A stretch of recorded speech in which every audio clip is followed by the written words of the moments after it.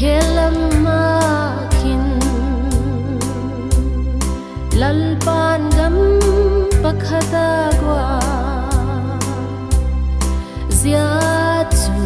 ami del te chen na dingin zia chu ami del te chen na dingin lalem gwa thoi la thuk chu ahi lalem gwa thoi la thuk chu ahi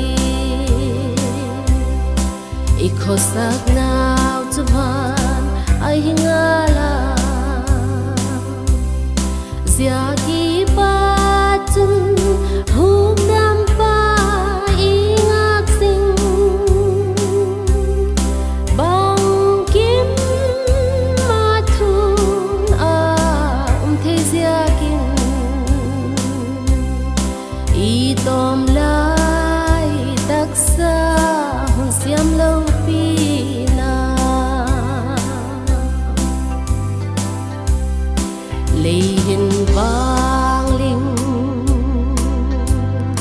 le khawa tam ma gule thang in dim zo gin na tha za bin le sang chia thi ti gin na tha za bin le sang chia thi ti lal pa sia van sang nun wa ma khin lal pa sia van sang nun wa ma khin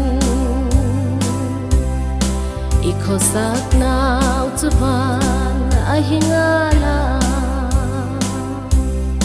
zia ki pa chun huk dam pa ingak sing bang kim ma thun a the zia kin I tom lai taksa hun siam lo pi na leng leng le hing chung thang va na khin sia le hi nung tiang sonin thi le na sum zina khelama khin thi le na sum zina khelama khin van lalung chu soi nge hi ti van lalung chu soi nge hi ti ikhosak naw chu van ai hingala zia ki pa chun huk dam pa ingak sing bang kim ma thun a the zia kin I tom lai taksa hun siam lo pi na chung lam ma khin mi than te sing in huk dam pa langa ki ti chung lam en sing hi ti chung lam en sing hi ti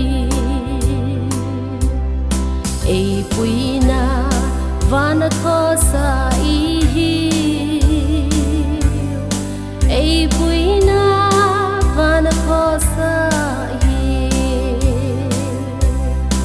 ikhosak naw chu van ai hingala zia ki pa